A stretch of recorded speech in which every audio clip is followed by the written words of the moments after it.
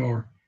So I've struggled with that over the years, mostly because the technology has grown faster than my abilities. But that's a good thing, actually. Technology is growing is a good thing.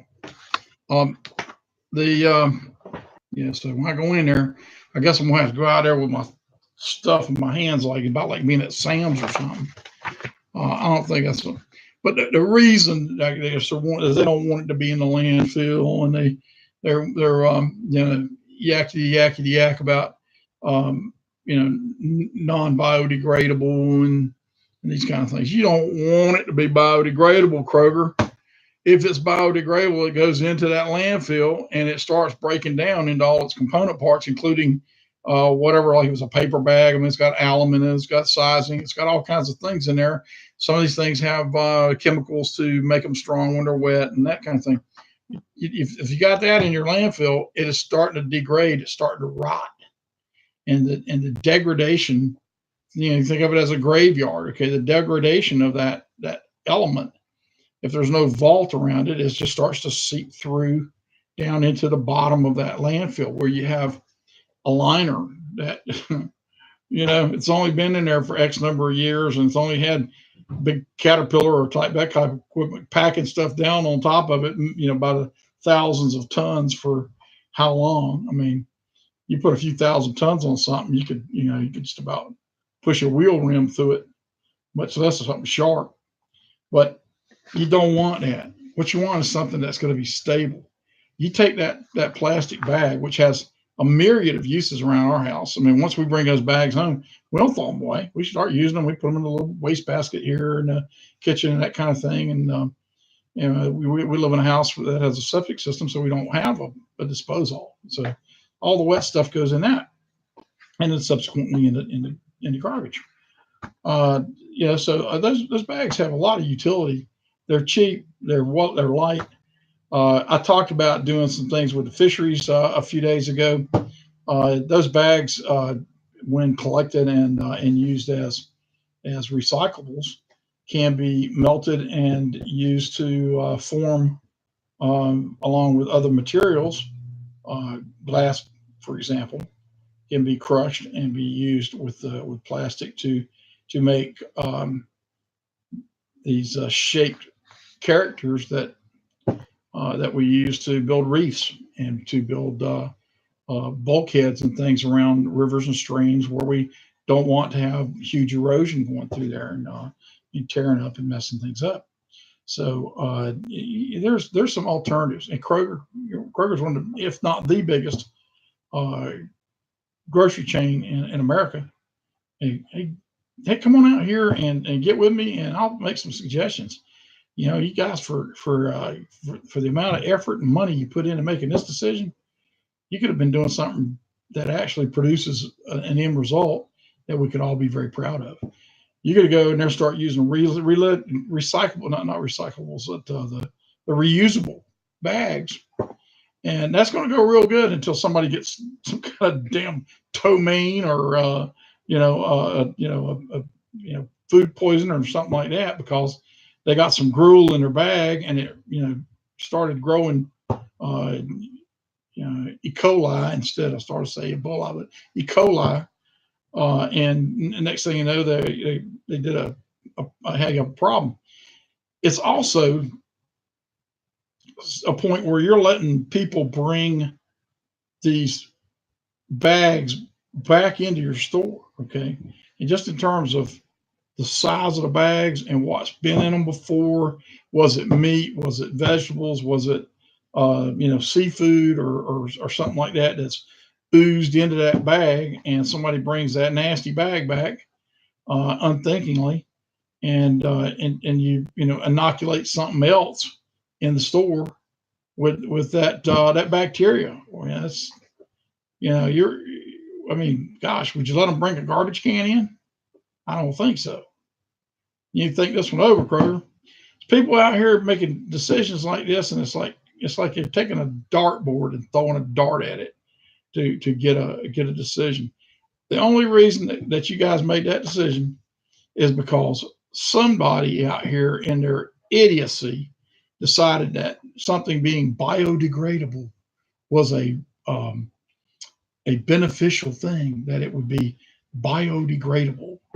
I mean, you put that plastic bag in a landfill and cover it up just right, in 10,000 years from now, it'll still be a plastic bag. You don't have to worry about it being in your water table. You don't have to worry about it off gassing methane and doing what your global warming people, which are full of crap, are saying about the methane and the butane and everything else that they use now instead of fluorocarbons to push out sprays. The fluorocarbons got hit in the head about like DDT did. DDT got a bad rap, so they quit making it. And since then, 1 billion people have died from malaria.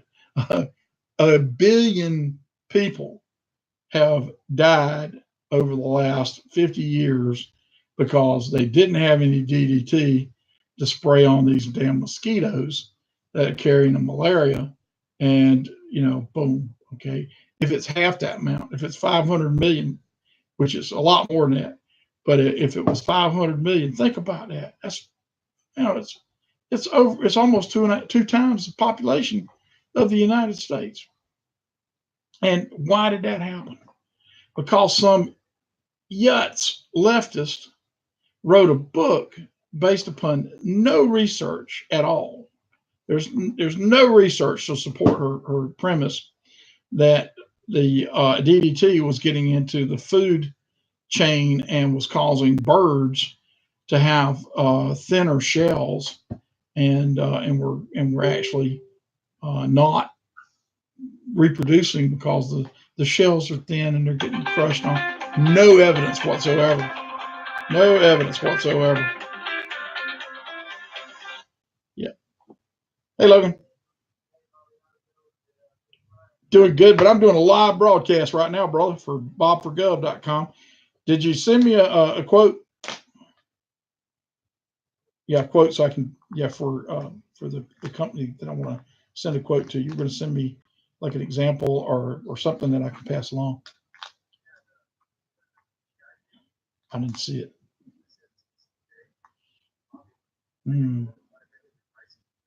Okay. I didn't see the pricing either. Yeah. Yeah, it's okay. Yeah. Well, let me dash and just, if you can, send them again to me. I appreciate it. Yeah. All right. Thank you. Anyway, business is business, right? I got to have a job until I get to be governor, right? In fact, I almost can't afford to cut and pay, but hey, we were talking about Kroger, and then we talked about DDT briefly, but no evidence, no study. It's just she wrote a book called Silent Spring, where there weren't going to be birds singing there because of this evil DDT that has resulted in the death of nearly 1 billion people. 1 billion people. Malaria. What a miserable disease, a miserable way to die. But that's all third worlders. Nobody cares, right? That woman surely didn't. That wrote Silent Spring. I'm sorry, I don't know her name. But the point really is we do things all the time with bad data. And politicians are no exception. In fact, they probably invented it, coming up with some bad data. I've got a daughter in a graduate program right now. She's a doctor, but she's doing a graduate program on statistical analysis for her research time. And I told her, I said, look, 80% of statistics quoted in publications are made up. But she says, yeah, including that one, right? Yeah, okay. No, maybe it's not 80%. I think it's probably more like 90 or more. The people that out here are not honest about what they do in their statistical analysis. Global warming, okay, doesn't exist, except that the fact that it doesn't, man-made global warming doesn't exist. The reason for being is such a small fraction of the total energy going into this marble every day that it's insignificant. It can't possibly matter. One sunspot makes a difference over a century by more than what we could all do at one time. You have an overinflated idea of your importance and your and how you figure into the landscape here if you think that your paltry contribution to global warming has any effect at all. You know, the Kroger people, you know, you're just bowing down to the altar of uninformed. Yeah, you take a perfectly good styrofoam cup and you get rid of them. You don't do them anymore. I do it in my house. But you convert things over. You start making paper cups. You go you go back in time to when the paper companies were making paper milk cartons and paper cups, and you start you know using those because you feel that biodegradable is a quality that you want in your packaging. And it's not. It is absolutely the antithesis of what you want. You want that milk carton to go in that plastic milk carton. If you're going to put it in a landfill, which I don't recommend, if you put it in that landfill, it's going to be there 10, 20,000 years from now. It's still exact. You dig it up, it looks exactly the same. Now it's going to be the same milk carton it was in. There's no air there. There's nothing. There's nothing as far as its bacterial influences. It ain't going anywhere. Consequently, it's not going to go in your water table. It's not going to poison some dinosaur down the road there that's on the planet now, since we're all gone after 30,000 years. But the, uh, the consequences, the unintended consequences of decisions, have a lot to do with why government is so short thinking in what it does. There are very few people who have any long look in government. And most of those are the people that were paying and overpaying to be administration and bureaucrats in government, and they're the ones that stay. They're the ones that continue to move the needle and get things accomplished, whatever little bit gets accomplished, and they get paid way too much, and they get pension plans that are way too lucrative, they're breaking the public corporations because nobody has a long-term view. You don't take a long-term view when you're in there for 2 years, like a congressman, and you or even the local politics and mayors and councils and county commissions and things. It's just a small raise. Okay, you're in there for 4 years, maybe 8 years, and you're gone, and somebody else comes in there, and you gave them two small raises. Okay, and then they give them some more small raises. Meanwhile, back at the ranch, the people who are working for the public are getting more money faster and better benefits, better retirements, and everything than the people who are out here actually productively making things happen. So, anything you want more of, you pay more. Anything you want less of, you tax. Right? So, you want more bureaucrats? There you got it. School system's the same way. You look at school system. I mean, when we were kids, the principal, who may or may not actually teach a class as well, was the chief administrator, and he might have had one administrative assistant. They called them secretaries back then, and I don't know, a receptionist or something like that in there. Now they got just as many administrators in school as they do teachers, if not more. Por qué? Why? Why are you doing that? Exactly what in the hell did that do to educate that kid that day? It's not. It doesn't. It's not sensible. So all you really do is you just inflate that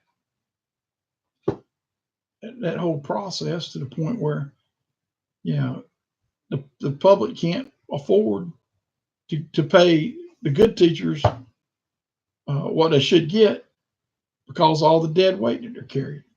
Okay, and I don't mean that people don't work or they don't show up and do their job or whatever.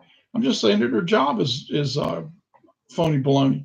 It's all just moving paperwork. It's complying to this reg, complying to that reg. The hell with the regs. Teach them how to read. Teach them how to write. Teach them how to do arithmetic. You teach them first how to read. Writing comes with that. You teach a person to read, he'll never be ignorant the rest of his life. He can teach himself the rest of the things if necessary. But you should teach them math, social skills, social studies, civics. Okay, they need to understand. A kid that can't take and pass a test on the Constitution of the United States or the Bill of Rights. I don't understand how you let them out of high school. I really don't. But it's always something, right?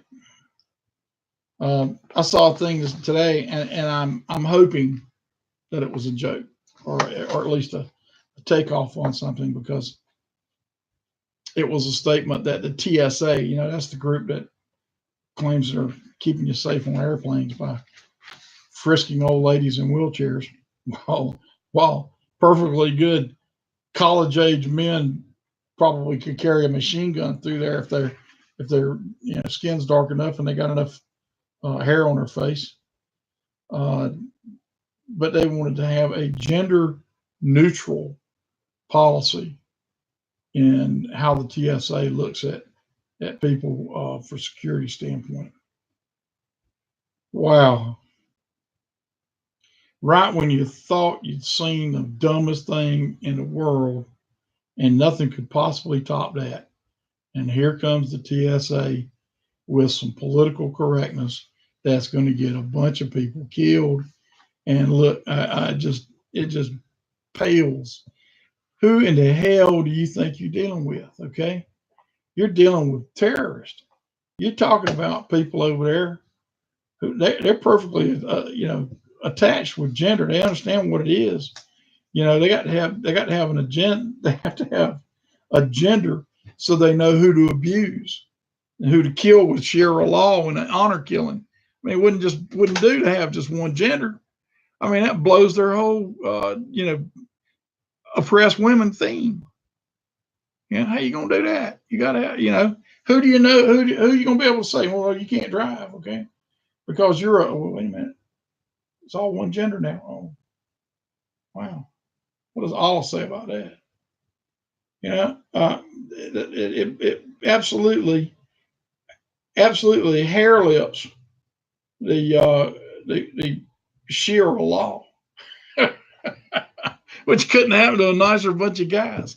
But yeah, I just can't wait until I see that. But the TSA, the United States government, going gender neutral. It just blows me away. Who do you think that you're there guarding us from? Are those people politically correct? Are they gender neutral? Are they going to, comply with your wishes? Or are they out there, at the age of 8, killing their own food? They got to cut a goat's throat to get something to eat, and cut yours just as fast. And they're not confused. The only thing they're confused about is which gender to have sex with. Okay, so if they want to have babies, they use women. If they don't want to have babies, they just want to have fun, then they use boys. The whole Man Love Thursday is an absolute tradition in most of that part of the world with Muslims, and yet every soldier that comes back from over there knows it, but they don't come back here talking about it because it's been taboo with them. These people are pedophiles. They'll take a little boy and bugger his lights out on Thursday night, put all kinds of makeup and rouge on them and everything, and do all kinds of despicable things with this little boy, and then walk around the rest of the week like they own the place. They're perfectly okay. Everybody does it, right? I think that's what the pedophiles won't hear, and they're trying that. They're beating on the language. That's what that message about PC was. Next thing you know, pedophile won't mean anything. It might mean fence post, or it might mean, something equally inert. And right now, it means one of the most disgusting son of a bitches on the planet to me is somebody that would abuse a child sexually, or abuse a child anyway. When you start abusing them sexually, it gets in a whole different category. A whole different category. It's amazing. Yeah, it just doggone it. People, what are you thinking about? What can you be? What can be running through that noodle of yours that you think it's okay to take little boys and dress them up and take them to parties and have sex with them because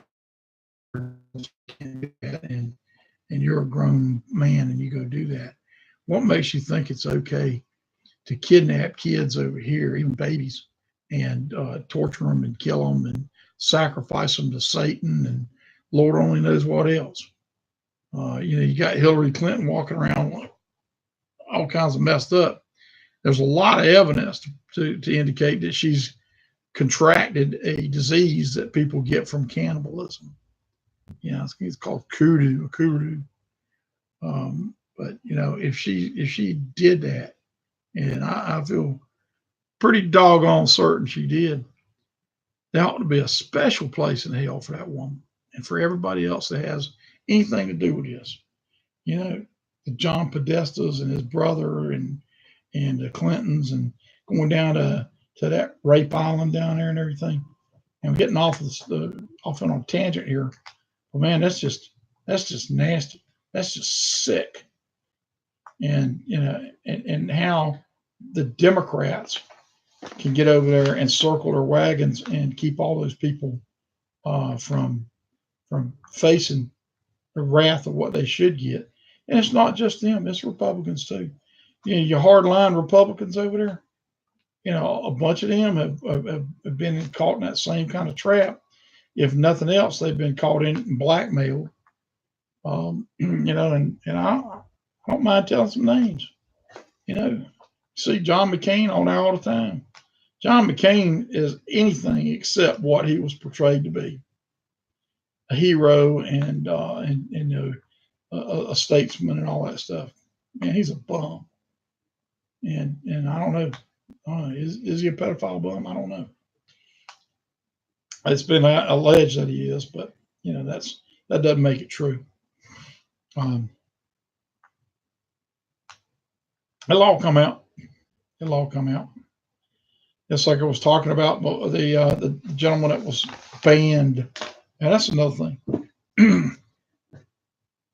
You people out here that are running YouTube and running Facebook, let me tell you something. You're running this on my rails, okay? Yeah, it's private business, but you know what? It's in this economy over here, okay?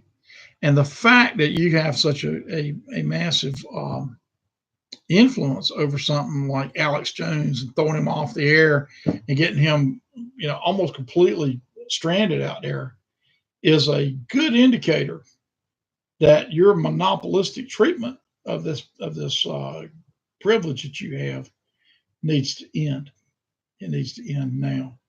We don't need to have a Facebook and a YouTube and a whoever else it is out there that's what do you call it, Twitter and that bunch. When you have a market share that is so large that the tail wags the dog, it's got to be stopped. It has to be stopped, and the way to do that was legislation. Now, I personally believe that there's no way that Zuckerberg is bright enough and lucky enough to pull Facebook together without the CIA or the NSA getting underpinning all that and underpinning the finance of it until it created a life of its own. And I'll probably say the same thing for YouTube or some of the other more prominent services. Twitter. Well, I don't know. I don't know who's behind them. I can tell you who I think it is. It's intelligence services. Yeah. And yeah, you think, look how that falls into their bailiwick, into their category. Okay. People out there sign up on Facebook and they're pouring their hearts out into it every day. And when that happens, yeah, they know more about you than you probably can believe just by data mining that amount, that kind of thing.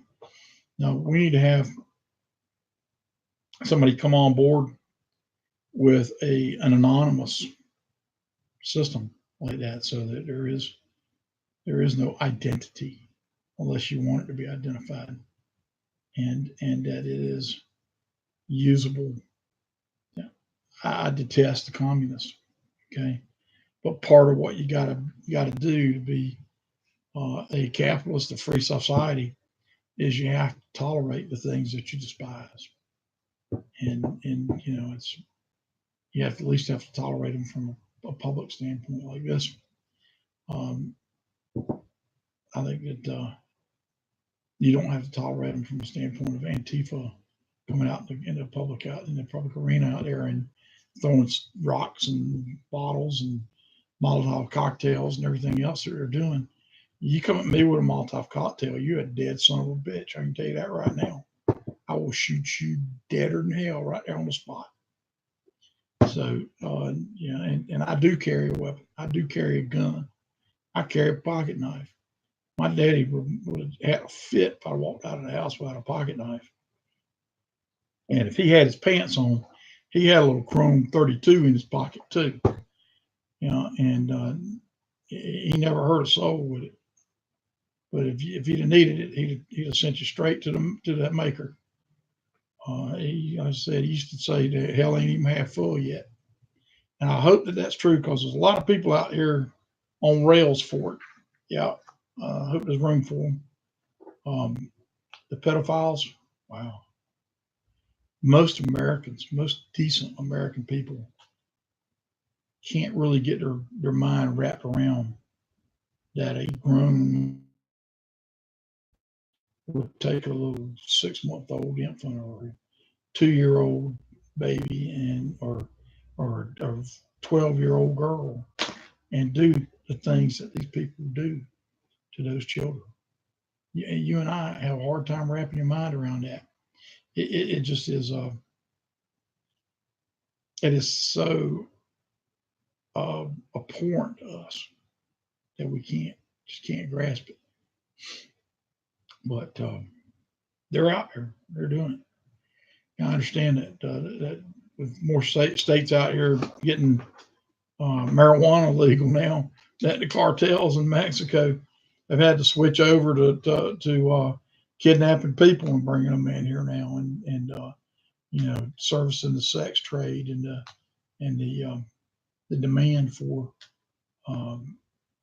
people in a slave position like that, or people that they want to abuse and sacrifice, all these kind of satanic rituals. If you're doing that kind of thing, please go hang yourself. Okay, please go hang yourself and beat the rush. I just, it really is tough. But in this country alone, there are over 70,000 kids go missing this year in a year. Over 70,000. I mean, that's nearly twice the number of people got killed in cars. Okay, that's approaching it anyway. Think about it. 70,000 kids went missing. Not all of them were kidnapped. A lot of them ran away. The older ones, I guess. Well, let's say it's half of them, 2/3 of them that are runaways. It still leaves a whole bunch of ones that were kidnapped. And when they run away, more than likely, especially if they're female, they run right into the jaws of some pimp somewhere and are working the street and building up a drug habit from the get-go. And it's just a spiral to hell from there. There's no saving them. I mean, it's sex trade to generate money to buy dope with. And, every one of them ends up with the HIV and the AIDS and and there's not much anybody can do for them with that kind of thing. So if you're going to be, it goes back to what I said yesterday about this whole opioid epidemic. It's a misnomer. It's not. An epidemic is a disease, or the presence of a disease in high numbers in a population in a relative in a defined area. Epidemic doesn't describe it. An opioid, say what you mean, it's heroin. Okay, heroin. You're a heroin addict, and you go out here and you buy heroin that's laced with fentanyl. It's a drug that's coming out of China to Mexico and being mixed into the heroin to let them cut it down more because it packs a big punch. Well, apparently a little bit goes a long ways because it's packing an overdose punch to thousands upon thousands of people being killed with it. And it goes back to the people who are, a lot of the people who are going after the heroin now were perfectly happy pill heads. Okay. They took Percocets or they took Oxycontins or whatever they could get their hands on, and they buy some of them on the street and they get some from their doctor and all. But they were pill heads. Well, aside from the fact they're hurting themselves, they're relatively harmless. And a lot of them holding down jobs. Imagine that, huh? I know I've seen people that can crush up 3 Oxycontins, which makes them hit them just that much faster, and snort them up. Go on with your regular routine. It would. You'd find me there 3 days from now, either dead or passed out. But so we go in, the DEA and the FDA, and they decide they're going to really crack down on these doctors for writing these prescriptions, and put up a lot of additional restrictions that do nothing but mess with the legitimate uses of those scheduled drugs.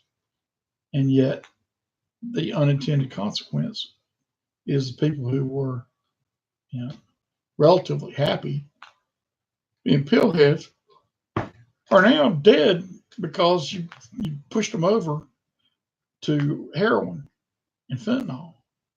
They didn't want to go to heroin. I mean, there's not a person on the planet that doesn't know that heroin is going to be a dead end road for them, right? They went over to the heroin because they couldn't get the pills.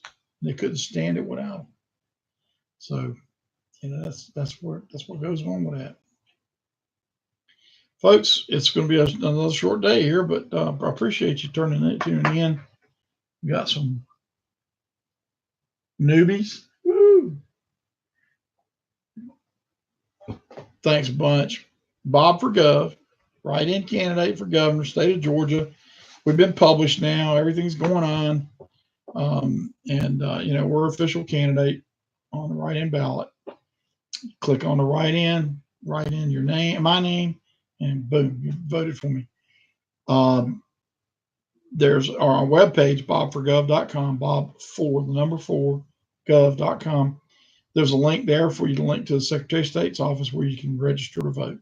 If you haven't registered to vote, you only have to October 9th to get registered for this election. For God's sakes, make a difference, okay? Get in there, register, vote for bobforgov.com. And we'll do the best we can. We'll do the best job that we can do to run the state of Georgia responsibly and bring home the bacon for your family.